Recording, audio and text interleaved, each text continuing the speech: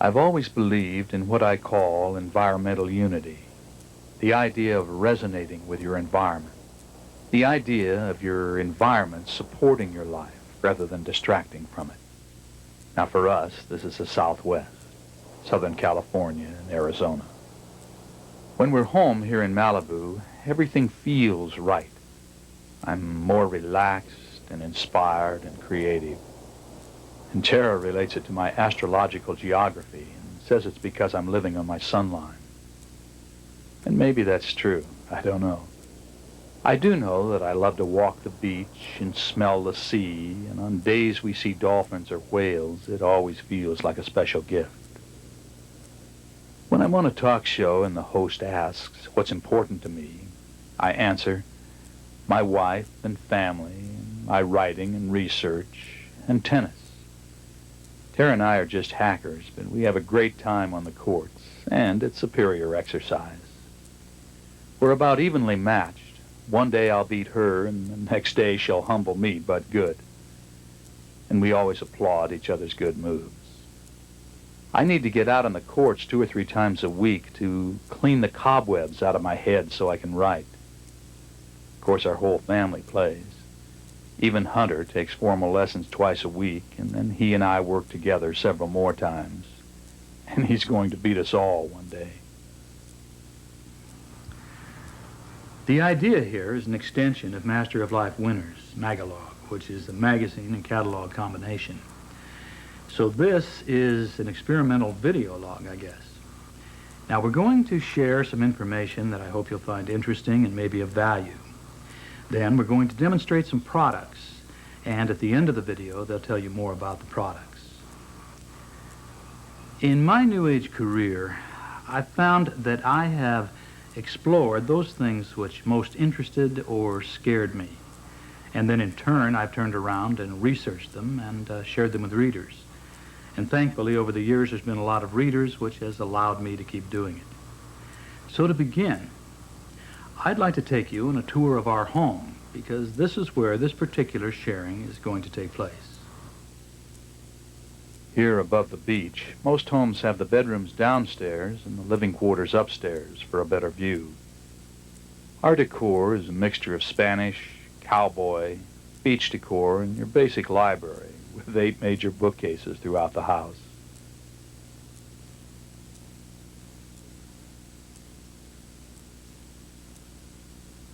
This is Hunter Shane, and how old are you, buddy? 5. How old are you almost? 6. How many? 6. Hunter Shane is our tennis player. He's our Lego builder, aren't you? He builds the most complex environments anyone's ever seen. And then right over here is Cheyenne. And how old are you, sweetie? Almost. You're 3, and you're almost 4. That's right. And okay. I'm almost 6. And Hunter's almost 6. And I'll be bigger. And Cheyenne, and you will be bigger. And Cheyenne is our ballet dancer, isn't she? And she's our little artist. She paints and paints and paints and paints. I'm an artist too. Well, you are an artist too. That's right. I think by sheer volume, Cheyenne may take the award, but you paint too. I paint. I draw a lot. You do draw a lot. I know that's true.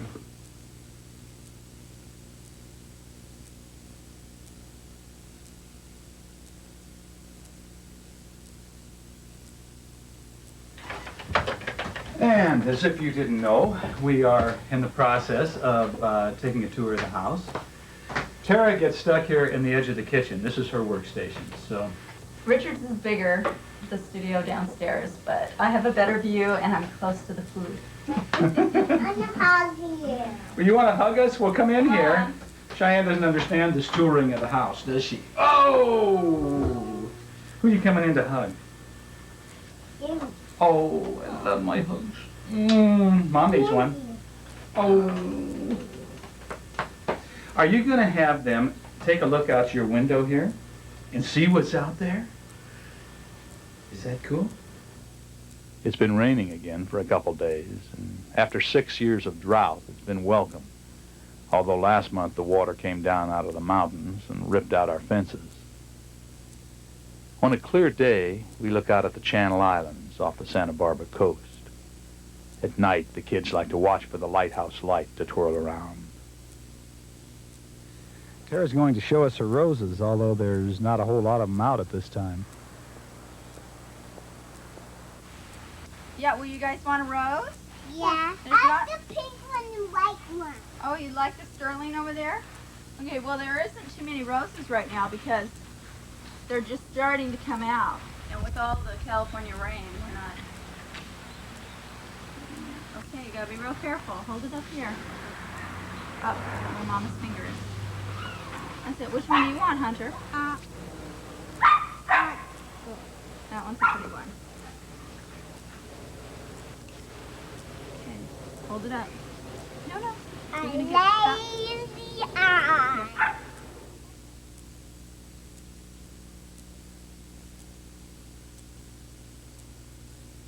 This is my room. It is it? Yeah. We would never know that you like E.T. and Winnie the Pooh and Ghostbusters and these guys. Who are these guys? Who? Okay, here's a trick that we'll share with everybody.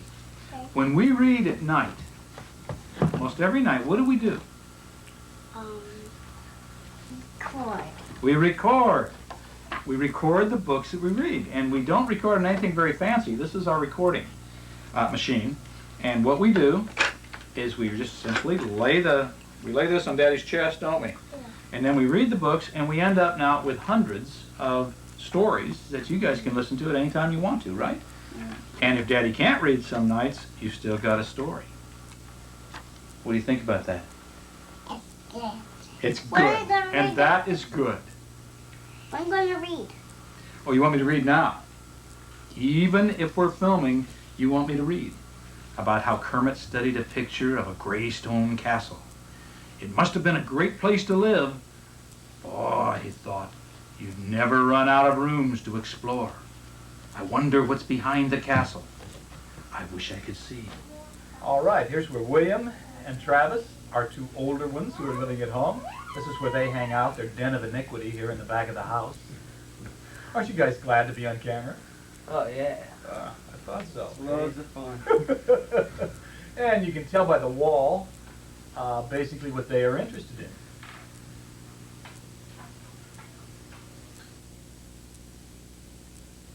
All right, here's mother and son. no one can believe that Willie is Tara's child. Yes, my little baby. My baby was double. In the mall, when he calls you mom, what happens? Oh, everybody looks around, I guess. Oh, I thought you were his boyfriend. That's good. That's good for mom. It's probably not so great for Willie, but it's good for mom. This is Cheyenne's room, and we came in here to tell you a little story that she talked to me about last week while I was writing. She came running up and said, "Mommy, the people are going to die in the big black hole." And I said, "What?" And like I was writing, I wasn't sure what she was talking about. And she said, "The people are going to die in the big black hole." So I said, "Well, why?" I was trying to still get a grasp on what she was talking about. And so she said, "Well, that I'm there, that you're there, Mommy." And I said, "Why? Where am I?" And she said, "You're in the big city, the big white city. And the city is as white as snow. But it's not snowing." It was snowing. It was snowing? Yeah. No. Okay. No, we're talking about the story you told me last week. That was only non-story. That was from a long time ago. Yeah, that's from a long time ago, huh? And then what? What? They buried the big black hole. They buried the big black hole, they did, huh? Yeah. They buried everybody in the big black hole. See, and so we feel that it's Teotihuacan that she's talking about, and they found that mass grave there. So, so then she told me that all the buildings that were white were being painted to red. And also that the strangers were not only throwing the people in the pits, but they were painting cats, and not little kitties, big cats on all the walls. Yeah. And she knew the names for all the red cat and the brown cat and the white cat. And the blue cat. Is there a blue cat too? Yeah. Also who she thought was there was Don Tinling, who was in Richard's book. She mentioned his name and said that she thought he was so funny, but that he wasn't in the hole with us. And then Willie wasn't there because Willie was too strong. And I didn't know what she meant by that. But she said the buildings were as white as snow, and they were just white everywhere, and there was lots of water running through, which it was there, you know, in that city. So it was just so fun, the factual, getting, you know, somebody of her mind and never really talking with her about it, and coming up with all this neat stuff. Okay, we have come now to our bedroom, and I'm going to automatic write for somebody, and this is for E.B. out of Nevada, and I want to know what the karma is between her mother and her. So I can read you the letter, and it says, I lost my husband in July 1991. My mother lost her second husband in November 1991. Mother is financially secure, but in poor health. I am the oldest child out of 5 children, 2 from her first marriage and 3 from the second marriage. Mother and her second husband willed everything to their 3 children, leaving me and my sister out of their will. When Mother informed me about this, I was hurt. I figured that the 3 children, all adults now, will look after Mother. As far as I can remember, while I was under her care, I worked hard to make things easier on Mother. Now, Mother is asking me to come work for her, to take care of her. I am 57 years old and not physically well. I also live out of state, while the other 4 of her children live near her. At this time, I don't feel I can handle added stress of taking care of her. What kind of karmic ties do I have with Mother? If you have any insight into this mother and daughter relationship, please let me know. Thank you, E.B. So I'm going to go into trance now, and I'm going to hold her letter right here. And I will explain to you later how I do exactly what I do to go into my session here. And this goes on.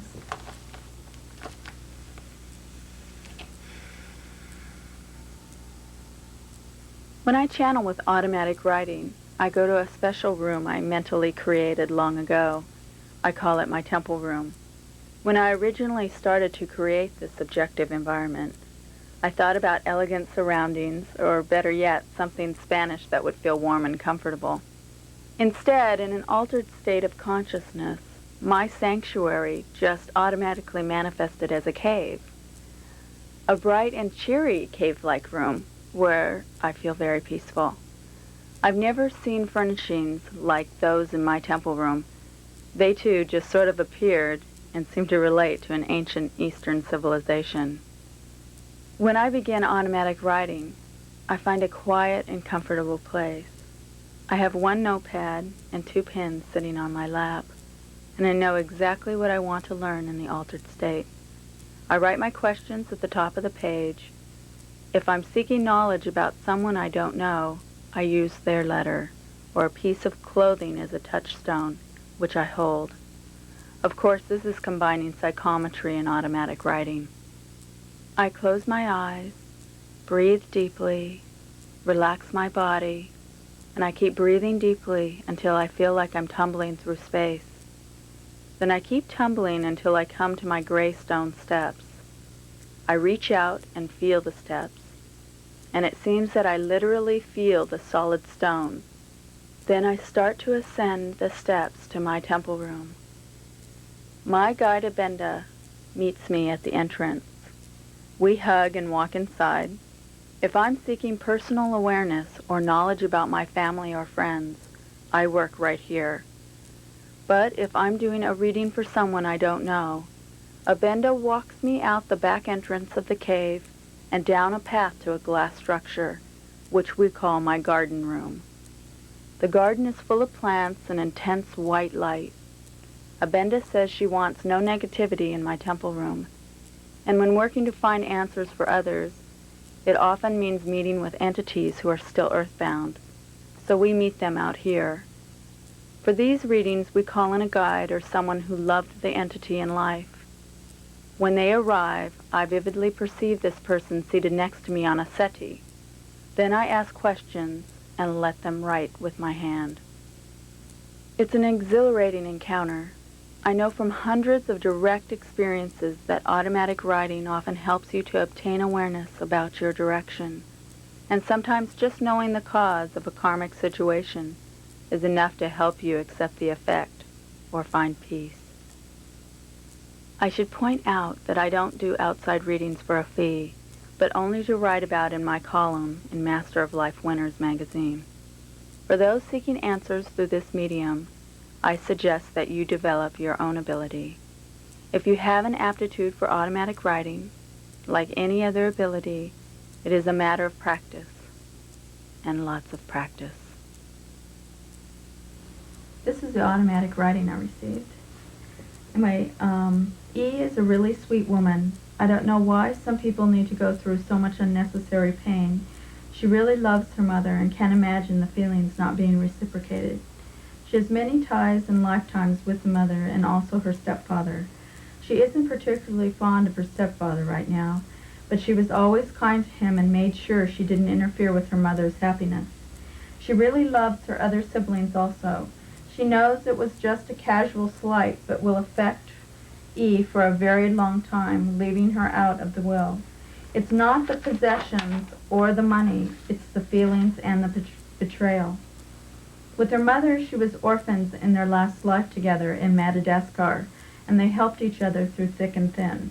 This is one of those times. Will she or won't she help her mother? Either way, karmically, E will be okay. She will still help organize help if there seems to be any more problems that arise with her mother. Then we have her stepfather, who in his last life was a poor little boy whose father died, and you were a man, E was a man, and married his widowed mother. You worked and worked, that poor boy, and he never sighed a negative utter. You never paid him either. He wanted so badly for just a kind word from you. He didn't consciously stand up to you in this life. Only with the will has retribution come forth from your last life. His mother bore you children, and they were expected to work hard, and they got a nice word now and again. You will regain lost wisdom in the form of a peace and light meditation. Send out peace and light, and you can attain oneness. Forgive your mother and know she isn't strong enough to fight you on these matters, and you will gain far more than the material world can offer. In light and sunshine, love, Betty B. Then I got another little message that said, "Hi, I want you to know I am okay, Fred." Who that was, I have no idea. This is my studio where I do most of my writing. With a fax machine and a copy machine and a computer modem, I can get by spending a lot less time at the office these days, and I still keep on top of everything that's going on. This room is also Tara's painting studio. We'd both like to find more time for art, but she always manages to produce a new painting or two a month. And the room is also Hunter and Cheyenne's playroom. They have a painting set up, a house, and a play center right beside me. Anymore, I don't know if I could write without their interruptions. I do a little painting too, but there just isn't enough time to do all the writing and the research and the art that I want to do. I've recently written a children's story that explains reincarnation to young children. And in my spare hours, I'm starting to do some illustrations. Tara's also been writing some neat children's material, and eventually it will all probably be released on tapes and in book form. Okay, Tara has demonstrated her technique to go into an altered state of consciousness to do automatic writing, and she's the pro in the family, believe me. I look to her when I want to find one-to-one answers. But I still use the technique of automatic writing myself. I use it more in conjunction with my writing, where I'm looking for philosophical answers opposed to one-to-one answers. And I'm going to demonstrate here in just a moment this particular device, which I have used for years and years and years. It's called an alphatronic. It was developed by Lowell Pope. The way you use it is you switch it on, and I'm sure you can't see it here on camera, but this little green light is now flashing, showing that it is emitting an electrical charge at the setting which I've dialed. Now, to use the device, you have to use a electrosurgery gel. Make sure you make a good contact. And you don't put these headphones on your ears, you put them right behind your ears so that they're touching the mastoid bone. And I am now receiving an altered state inducing 9-volt electrical charge. In fact, were I to close my eyes for a moment here, I would immediately trip away. The result is an almost instantaneous altered state of consciousness. So what I do is I hook up to the alphatronic, and I lie down and close my eyes and am gone. And I ask my own guides and masters for help in whatever it is I seek to know. And then I ask them to show me, so that when I come out of the altered state, I already have an understanding of what it is I'm seeking to write about. Then I will come over here to my computer, sit down at the computer, and lightly alter consciousness using a mudra technique that I'm conditioned to use.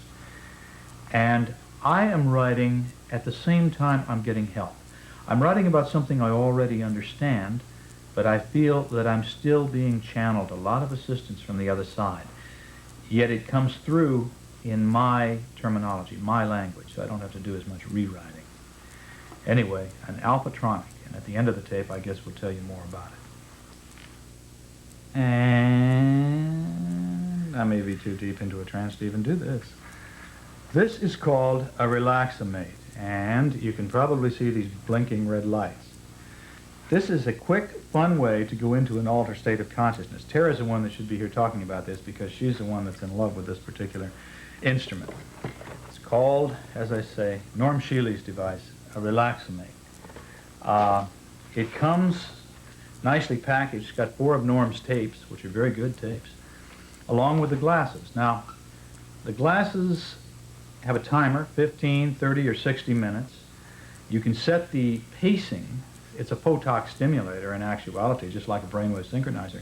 You can set it for alpha or theta so that you're going down into the level of an altered state that you desire to go into. So that would be well down into theta. You've got a brightness control, and you can just completely trip out with these things. So the RelaxoMate, if you're interested, more at the end of the tape. A couple of years ago, like a lot of other people, I became quite concerned about electrical power field contamination and what the wires that surround us, the wires outside and the wires inside in the walls of our home and the electrical apparatuses that surround us, what they were doing to the electrons in our own bodies.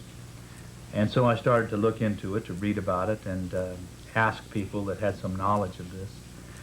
And the more I found, the more concerned I became. I have an article here from my file that was in Discover magazine.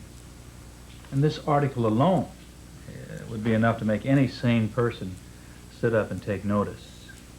It describes a research study that was done by 2 scientists at the University of Colorado back in 1979. And they found a statistical link between childhood cancer and the proximity of certain kind of power poles or power lines around our houses. Later, based upon this research and a lot of research that followed, a major projection estimated that 10 to 15% of all childhood cancers were due to the child being in the proximity of power line fields. It goes on and on and on. I could probably prepare a talk and talk on it all weekend. They found that exposing cancer cells in a scientific laboratory to these electrical fields, the result was often that the cells would become super cells. They'd become supercharged. They'd become indestructible. So I talked quite a bit about this to Pat Flanagan, who's a good friend of mine. Pat's a scientist, the guy that started a lot of the pyramid research that goes back quite a few years now. And Pat warned me even about the idea of the electrical lines within the walls of the house. He said sometimes they can create a situation where you're lying there asleep, but you're in the midst of electrical contamination, this incredibly strong power field that's surrounding you at all times. So what really set me into action, I guess, was that as a result of all this talk, I noticed this big box on a power line, power pole right outside our house, in front of our house. And I measured it, and it was less than 50 feet from my young daughter's bedroom. And so I started to call all over the country. I called one person, the next person would send me to another and to another, and it was amazing how uncoordinated the knowledge of this all is. Anyway, I found a company back in Buffalo, New York that was quite knowledgeable to begin with, and he would rent me a gauze meter. I think he charged me $65 for 3 days. He shipped it to me from New York. And this was a big old meter, instrument, meters all over it. And so I took it all over the place. I took it to the office. I received it, I guess, at the office, and so that's where I measured first. And I took it into the room where we keep our mainframe computer, which is the heart of the company. And, of course, it had a pretty good reading. But what amazed me is in going around the office and measuring the different electrical apparatuses that are in any office, I found that a bedroom-style humidifier in my office manager's office was offering a far stronger field than the mainframe computer. The worst item in the whole office was an old electrical typewriter. It was sending out a electrical contamination that nobody would want to be around, except you wouldn't know it unless you had this weird instrument to test it with. And so then I took it home, of course, and I checked the power pole right outside the fence, and there was hardly any reading at all. So my fears about the power pole were unfounded. We checked everything else in the house. I have a power booster here by my computer, and that thing, boy, when I checked the meter against it, I moved it far away from me until I was within a safe distance. Where I'm sitting right now, even though I'm only about 3 feet away, there is no electrical contamination at this point. If I'm this far back from my computer screen, there's no contamination. We'll show you in a minute what kind of contamination, though, comes out of a microwave oven. Now, when we turn on the microwave, we tell the children to run. All right, here's a standard kitchen microwave. Now look at the reading, 30 plus. And at this point, it's just starting to back off. It's still 15. That's an electrical field you do not want to be standing in on a regular basis. All right, this is the power booster on my computer. And when I turn on the scanner, as you can see, it lights up all the way up, 30 plus. Now, I don't want anything more than a week 5 anywhere in my proximity for any period of time. So take a look at how far away I have to get to just about shut down that 5. What we found was that, in looking around a lot, that there was a little unit. This one's called a magnetic scanner, but it gives the same readings, not as calibrated, of course, as that big unit, but it gives the same readings exactly that we got from the big unit. And this one only cost, I think, $49. And so I'm always checking things with it, and this is what we decided to offer for sale. This magnetic scanner is a special value at only $49.95. Electromagnetic field meters usually cost hundreds of dollars. Press a button and it turns on. In the presence of an electromagnetic field, a series of LEDs gradually light, indicating the intensity of the field. It has a low battery indicator and includes a replaceable 9-volt battery and instructions. If you've stuck with us this long, we want to thank you very much for watching and for allowing us to share our lives with you. It was fun. Good luck on all your adventures.